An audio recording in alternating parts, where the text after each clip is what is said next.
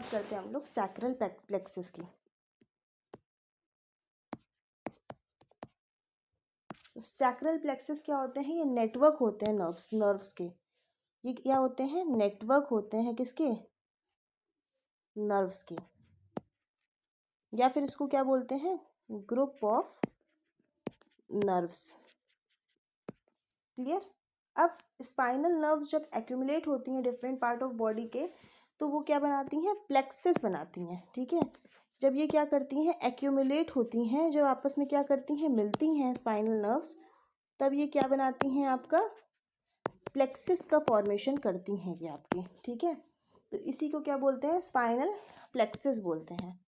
तो हम लोग बात करते हैं कौन कौन से प्लेक्सिस होते हैं। तो जो थोरैसिक नर्व्स होती हैं वो कोई भी प्लेक्सिस बना सकती हैं। तो टोटल क्या होती हैं? 5 प्लेक्सिस होते हैं आपके। कितने होते हैं आपके टोटल प्लेक्सिस? 5 प्लेक्सिस होते हैं। अब कौन कौन से होते हैं इसकी बात कर लेते हैं। पहला आपका हो गया सर्वाइकल प्लेक्सिस हो गया। क्लियर? पहला कौन सा हो गया? सर्वाइकल प्लेक्सिस हो गया, जो C1 से C4 जाता है। दूसरा आपका हो गया कौन सा? ब्रेकियल प्लेक्सिस हो गया, जो कौन सा होता है? C5 से T1 तक होता है। क्लियर? तीसरा आपका हो गया लंबर प्लेक्सिस। ये कितना होता है? L1 से L4 तक होता है। नोट करते रहिएगा डेटा साथ साथ, आपके बहुत काम आने वाला है ये। और ये होता है आपका सेक्रल प्लेक्सिस। ये कितना जाता है? L5 से S3 तक जाता है। और फिफ्थ आपका हो गया कॉक्लिजियल प्लेक्सिस। ये आपका कितना जाएगा? S4 से जाएगा कहाँ तक? C1 तक जाएगा। तो ये सारे क्या हैं? आपके प्लेक्सिस हो गए हैं। क्लियर? यही सारे क्या हैं? आपके प्लेक्सिस हो गए हैं। तो आगे बात कर लेते हैं हम लोग, इनके बारे में डीप में पढ़ लेते हैं। तो अब पढ़ते हैं हम लोग सारे प्लेक्सिस को, थोड़ा सा डीप में पढ़ते हैं। तो 5 तरह के प्लेक्सिस हम लोगों ने पढ़ लिए, मतलब नाम जान लिए। तो अब सबसे पहले बात कर लेते हैं हम लोग नंबर 1 यानी कि सर्वाइकल प्लेक्सिस की, जो कि कहाँ से होता है? C1 से C4 तक रहता है। क्लियर? अब बात कर लेते हैं हम लोग सर्वाइकल प्लेक्सिस की। तो ये क्या होता है सर्वाइकल प्लेक्सिस में?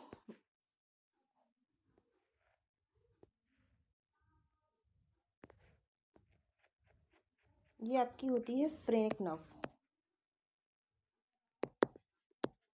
जो कि कहाँ से कनेक्ट होती है? आपके डायफ्राम से कनेक्ट होती है। और ये क्या होती है? कहाँ प्रेजेंट होती है? स्टीरो, अगर नाम जानेंगे, क्लेविडो मसल्स, मेस्टॉइड मसल्स में प्रेजेंट होती है। और एक नर्व ओरिजिनेट होती है कहाँ से? फ्रेनिक नर्व से, जो कि क्या करती है? डायफ्राम को सप्लाई करता है। अगर इसमें इंजरी हो जाए अगर आपको, तो क्या होगा? आपको रेस्पिरेटरी प्रॉब्लम होगी। ये क्या होती है? मोस्ट डेंजरस इंजरी होती है सर्वाइकल प्लेक्सिस कि अगर फ्रेनिक नर्व में अगर C4 में आपके क्या हो जाए? इंजरी हो जाए, तो वो क्या होगी? मोस्ट डेंजरस होगी। क्यों? क्योंकि ये फ्रेनिक नर्व से कनेक्ट होती है और ये रेस्पिरेटरी प्रॉब्लम करती है। इस वजह से क्या होती है? ये मोस्ट डेंजरस होती है। क्लियर? अब दूसरी हम लोग बात कर लेते हैं ब्रेकियल प्लेक्सिस की। तो सर्वाइकल प्लेक्सिस के बाद हम लोग बात करेंगे किसकी? ब्रेकियल प्लेक्सिस की।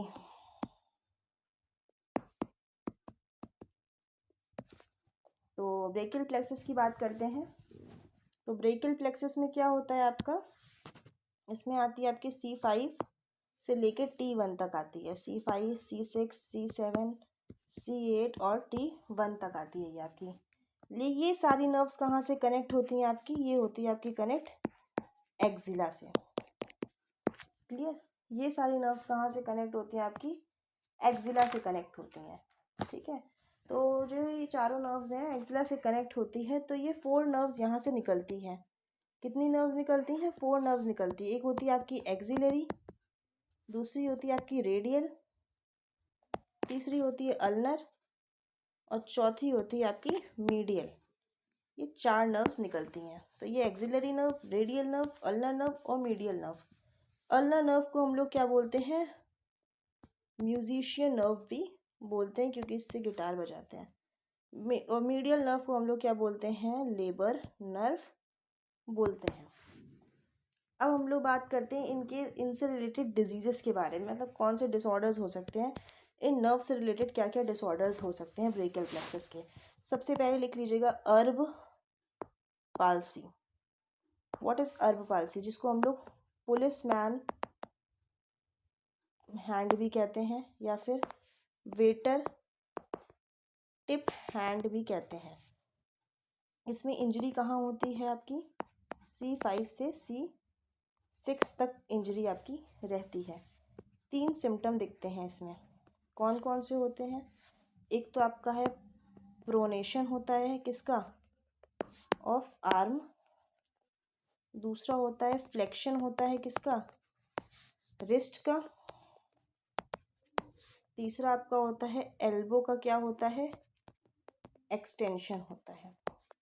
मोस्टली क्या डैमेज होती हैं इसमें, एक्सिलरी नर्व क्या होती हैं, डैमेज होती हैं। दूसरी हम लोग बात करते हैं क्लम्सी पाल्सी की। दूसरी क्या बात करते हैं, क्लम्की पाल्सी, जिसको क्लो हैंड भी कहते हैं। इसमें इंजरी कहाँ होती है, C7 में, C8 में और T1 में होती है। तो जो नर्व डैमेज होती है उसका नाम क्या है आपका, अल्नर नर्व क्या होगी, डैमेज होगी। इसको हम लोग क्या बोलते हैं, हनीमून पाल्सी भी बोलते हैं। क्या बोलते हैं, हनीमून पाल्सी भी कहा जाता है, या फिर इसको सैटरडे नाइट पाल्सी भी कहा जाता है। क्यों कहा जाता है ये हम लोग कभी आपको डीप में बाद में बताएंगे। इसका सिम्टम होता है आपका रिस्ट ड्रॉप। तो क्वेश्चन आता है रिस्ट ड्रॉप क्यों होता है, तो रिस्ट ड्रॉप होता है आपका किस वजह से होता है, रेडियल नर्व डैमेज होने की वजह से होता है। क्लियर। अब हम लोग बात करते हैं आगे की। तो तीसरा आपका एक सिंड्रोम होता है, वो उसका नाम होता है आपका कार्पल टनल सिंड्रोम। तीसरा क्या होता है, carpal tunnel syndrome. Carpal tunnel syndrome में क्या होता है आपका, इसमें ये computer seen in computer typist में देखा जाता है। कंप्यूटर टाइपिस्ट में क्यों, क्योंकि इसमें मीडियल नर्व की इंजरी होती है। तो अब हम लोग बात कर लेते हैं सारी चीज़ों की, एक बार फिर से बात कर लेते हैं। तो एक होती है आपकी अर्ब पाल्सी, वो क्यों होती है। दूसरी होती है आपकी क्लम्प की पाल्सी की, वो क्यों होती है। एक होता है आपका रिस्ट ड्रॉप, ये क्यों होता है। और एक आपका होता है कार्पल टनल सिंड्रोम। तो ये होती है आपकी किस वजह से, ये होती है आपकी एक्सिलरी नर्व की इंजरी की वजह से होती है।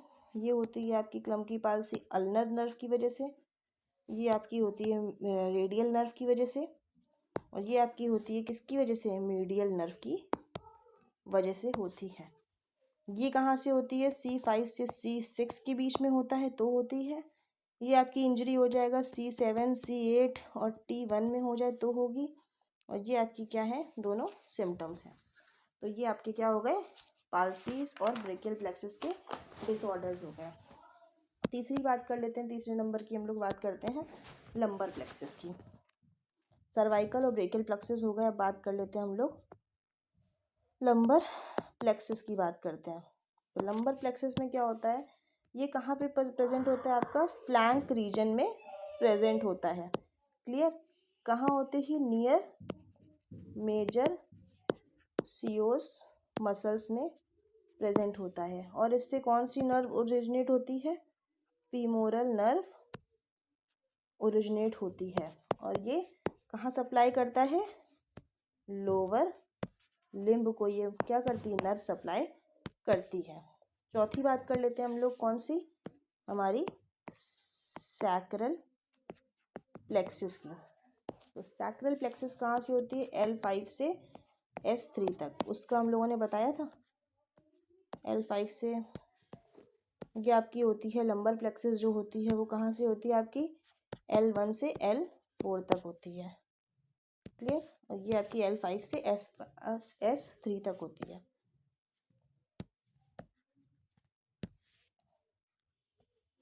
ठीक है। तो ये कहाँ प्रेजेंट होती है, ये आपकी प्रेजेंट होती है कहाँ पे, इंग्वाइनल रीजन में प्रेजेंट होती है। यहाँ से 2 नर्व निकलती है, कौन कौन सी, एक होती है सियाटिक नर्व और एक होती है आपकी पोटेंशियल नर्व। ये 2 नर्व होती है, ये एक्सट्रीमिटीज़ को सप्लाई करती है और ये एक्सटर्नल जेनाइटल ऑर्गन्स को सप्लाई करती है, नर्व सप्लाई। नेक्स्ट आपकी हो गई, फिफ्थ और लास्ट हो गई आपकी कॉक्लिजियल प्लेक्सस। इसमें क्या होता है, ये आपकी S4 से C1 तक जाती है। ये कहाँ, पेल्विक रीजन के नियर प्रेजेंट रहती है। यहाँ से कोई भी नर्व क्या होती है, ओरिजिनेट नहीं कर पाती है और ये डायरेक्ट किसको करती है, इंटरनल जेनाइटल ऑर्गन को सप्लाई करती है। क्लियर।